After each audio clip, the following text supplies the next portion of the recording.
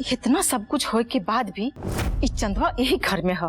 मंगलसूत्र जला देली, ओकरा कोई फर्क ना पड़ल। घर से जाए के नाम न लेत है। का करे कुछ ना समझ में आवता दीदी। अरे मौसी जी, हमरे पास एगो मस्त आइडिया हवे। उससे चंदा ये घर से चल जाइहन या तो हमेशा चरपाई पे पड़ जाइहन। ऐसा कोनो काम नहीं के खरे के जिससे हमरा ऊपर तनिको आँच आवे।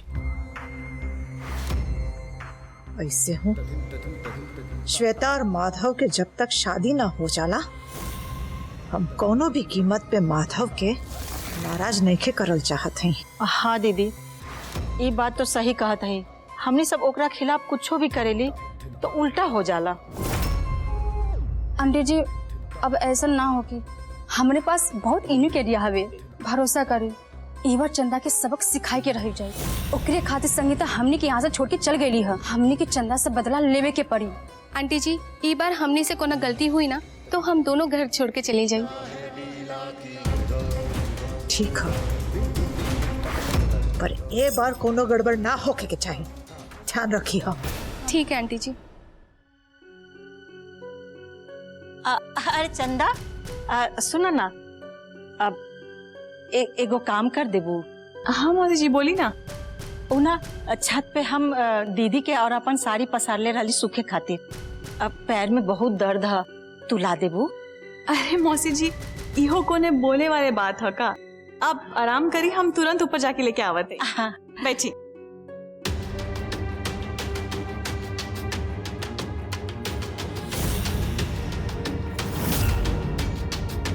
ए तारा, चंदा के आवे के पहले से हमने के ई धागा बांध दे। चलो चलो।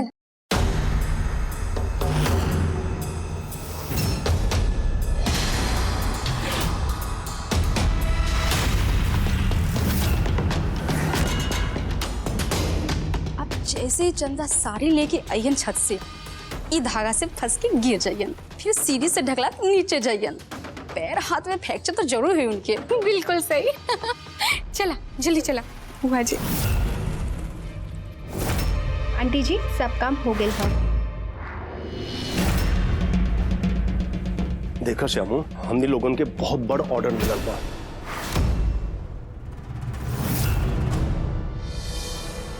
अगर हमने लोग सावधानी से काम करे के ना और कंपनी का डिमांड पूरा करे के, तो हमने लोगन के हमेशा कंपनी ऐसे ऑर्डर देते रही और हम रेट भी बहुत कम कर देते हैं। बस एक काम हो जाए। भैया जी, तो वह चिंता ना करी, ये ऑर्डर हमनी के मिली। आवा। और श्यामू, मैं ऊपर से पेपर और फाइल लेके आवा थे, ठीक है? ठीक है भैया।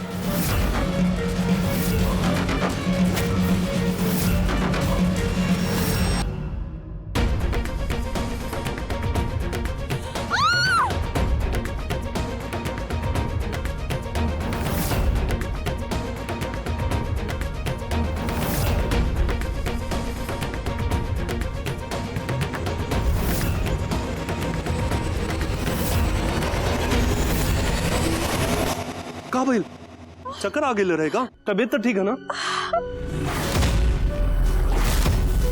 चक्कर आगे ले रहेगा? ना माधव बाबू, ना जाने कैसे हमार पैर में मोच आ गई।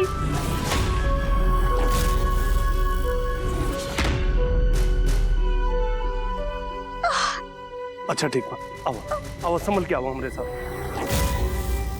आओ, संभल के।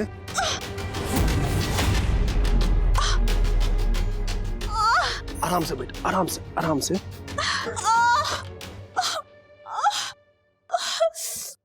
गोड़ में ज्यादा चोट लग गई? हाँ माधव बाबू, बहुत जोर से लग गई ना। लेकिन माधव बाबू, रहुआ ज्यादा चिंता मत करी, हम जल्दी ठीक हो जाए। माधव बाबू, रहुआ के हमार इतना चिंता है, ओकरे खातिर थैंक यू। मौसी जी, एगो काम कर, चंदा के गोड़ पे मलहम लगा दा। अगर मलहम से ठीक ना हुई तो हमने लोग डॉक्टर के बुला लेवे के। अच्छा, हमके तनी अर्जेंट पेपर और फाइल लेवे जाए क्या? ठीक है माधव, हम है ना, हम देख ले। भैया जी, एक काम करी, रउआ चंदा के लेके डॉक्टर के पास जाई, वहां की चिंता बिल्कुल मत करी, वहां हम सब संभाल लें। बस हमरा के पेपर और फाइल लाके दे दी। श्यामू बेटा, एकर कोनो जरूरत नहीं है, हमने सब तो यहाँ है। माधव के जाए दे, जरूरी हो। आ गई ले चंदा भैया जी के बीच में कबाब में हड्डी बने। चा माधव बेटा। ठीक है माँ, अगर कुछ भी हुई तो हमके फोन कर दिया।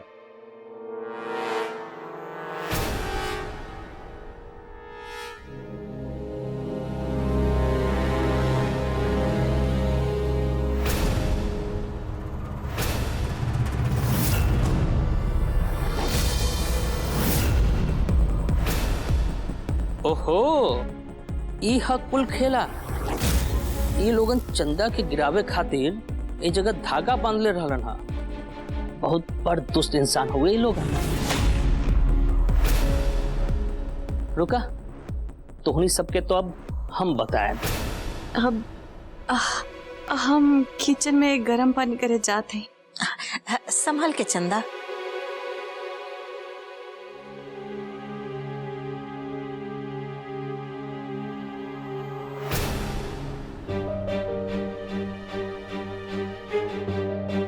हाँ चलिए भैया, जल्दी चलिए। अम्मा, आज हमने लोगन का बहुत बड़ा डील है। अगर ये डील हो जाई तो हमने लोगन का कंपनी एगो नया मुकाम पे पहुंच जाए। आशीर्वाद दें अम्मा कि डील हो जाए। माता रानी तोरा के खूब आशीर्वाद दी। प्रणाम मौसी। खुश रह बेटा। चला श्यामा। ठीक है भैया जी।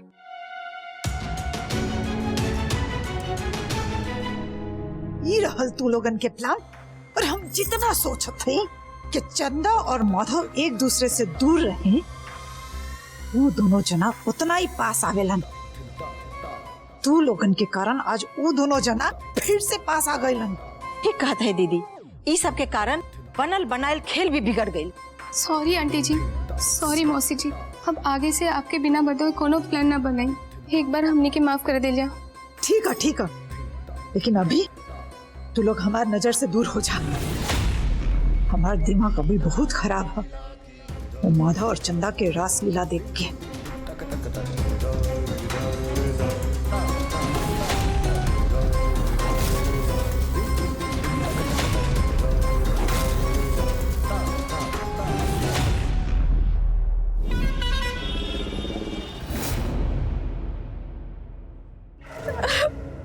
अरे चंदा, तुम्हारा गोड़ अब तक ठीक ना भइल और इतना रोआ दूं। हमके फोन कर देवे के चाहते रहे ना, हम डॉक्टर के भेज देती। ना माधव बाबू, हम अपन चोट की वजह से ना रोवा थे। तो फिर माधव बाबू, रउआ की ही अंगूठी याद होगा? हमके तो याद नहीं खे।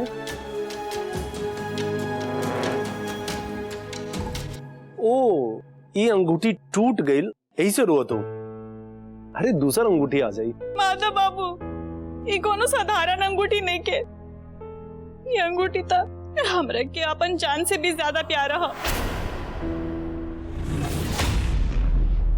रउआ की याद है का कि रउआ एक बार हमरे जन्मदिन पे हमरे गांव आइल रहली और हमरा के ये अंगूठी उपहार में देले रहली कि रउआ खातिर था ये छोट पोट बात है। रउआ के कहा याद होगी? ये कौन सा बहुत बड़ बात है? अरे कितना साल पहले हम तोके ये अंगूठी देले रहनी, हमके याद नहीं खे। अच्छा बाबा, हमके माफ करना। माफी मांगने से कहा होगा माधव बाबू, हमारी अंगूठी तो टूट गई ना। जाने दे माधव बाबू, जब से रहुआ हमरा की ही उपहार देले रहली तब से 24 घंटा ये हमार साया बन के हमार साथ रहत। जब आप हमारे पास ना हो खिला तो हम ये अंगूठी देख के रहुआ की याद करत रहेली। पता है रहुआ के ये अंगूठी से हमार कितना प्यारा याद जुड़ल है।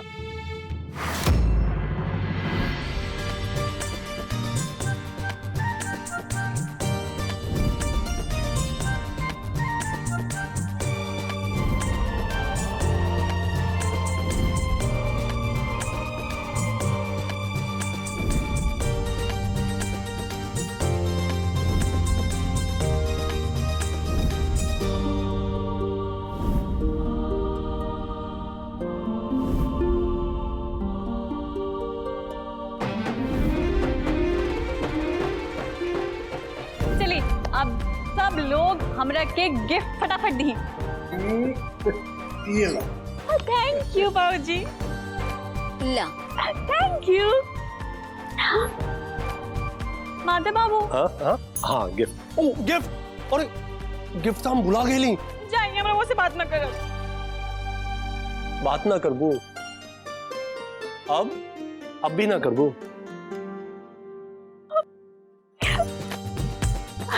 थैंक यू माधव बाबू।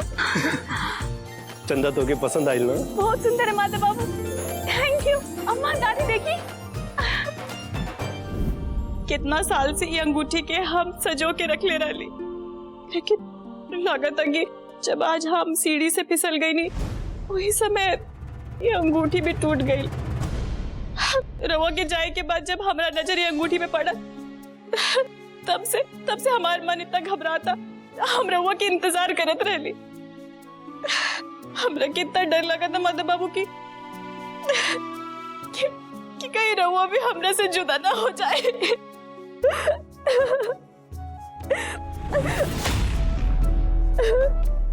अरे पगली, अंगूठी टूटला से केहू से जुदा हो जाला का? ई तो से के कह दलस? पता ना माधव बाबू, हमार मन बहुत घबराता। देखा था हुआ ना दीदी, जैसे अप्सरा सब पहले के जमाने में ऋषि मुनि सबके छल कपट से तपस्या भंग कर देत रही, वैसे ही है। एकरा तो हम चिटवे दबा के मार देले रहती, कम से कम तो दिन ना देखे के पड़े। दिन प्रतिदिन माधव भैया के नजदीक आवा जाते। अच्छा ठीक बा, सुना तो डर अभी हम दूर कर देते हैं। हम ऐसे ने अंगूठी दूसर खरीद के लेके आ जाते हैं। ऐसा सच है माधव बाबू? अरे हाँ बाबा सच हो, हम झूठ काहे बोलम। अच्छा चलो दिखाओ हम क्या अंगूठी।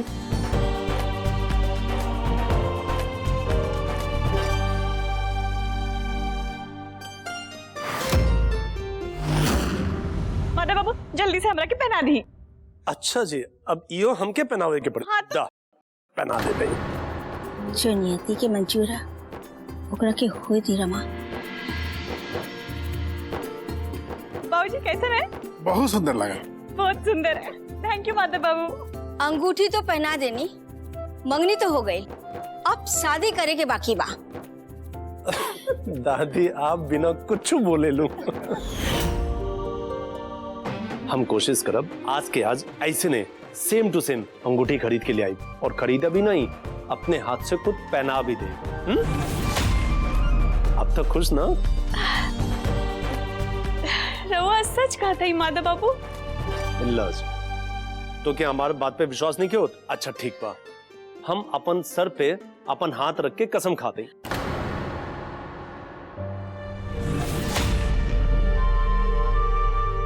ना माधव बाबू, रवा बोल देली, ये हमरा खातिर बहुत है। हमरा रवा के बात पे पूरा भरोसा है। माधव बाबू, हमार अम्मा कहेली कि सिर पे हाथ रख के कसम खाए से उम्र कम हो जाला। अच्छा बाबा, हम कसम ना खाए।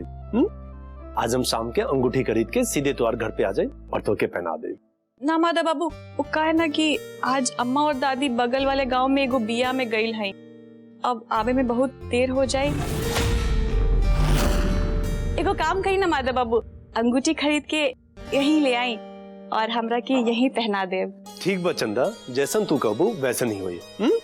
पर हाँ, छोट मोट बातन के लिए रोअल मत करा, हंसत रहल करा, हंसे में काफी अच्छा दिखे लो। हाँ माधव बाबू, हम बहुत खुश है।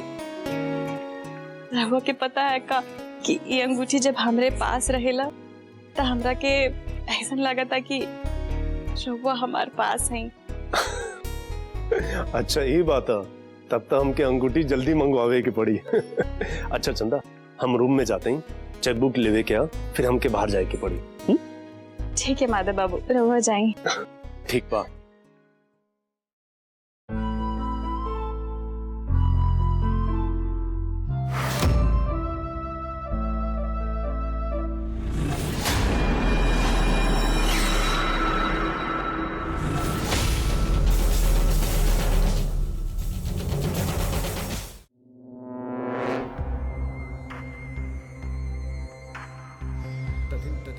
जितना माधव और चंदा के दूर देखल चाहतन उतना ही वो दोनों जना नजदीक आवत जात हवन।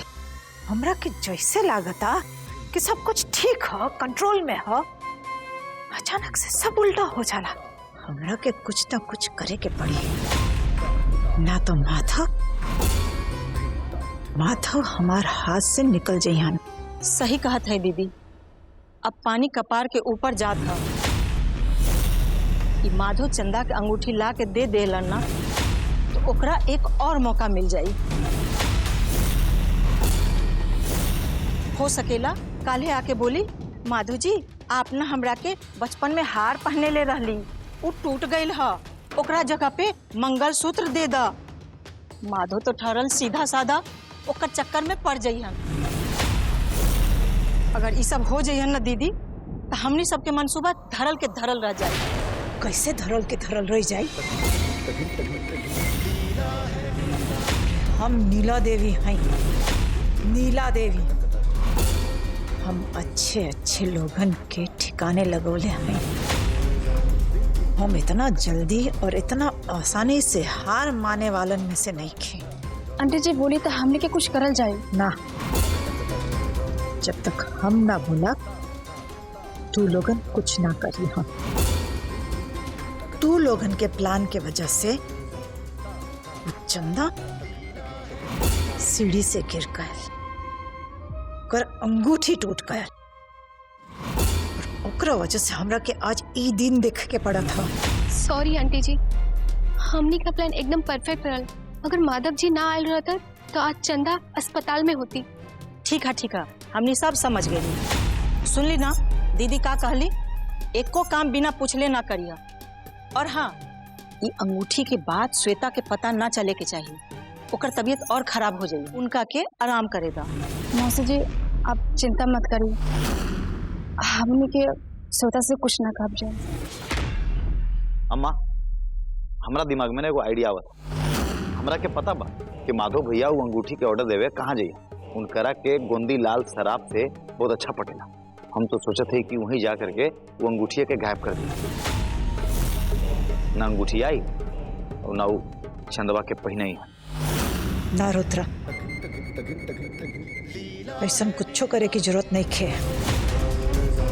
इसे करे से पूरा पासा उल्टा पड़ जाएगी। कुछ तो करे के पड़ी, पर अच्छे और ठंडे दिमाग से सोचा, बुझाई।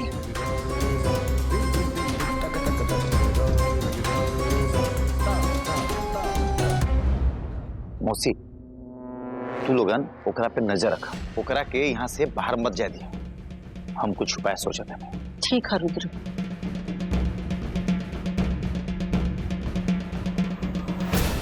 अरे तारा सुना, तू दोनों ना चंदा पे नजर रखिया।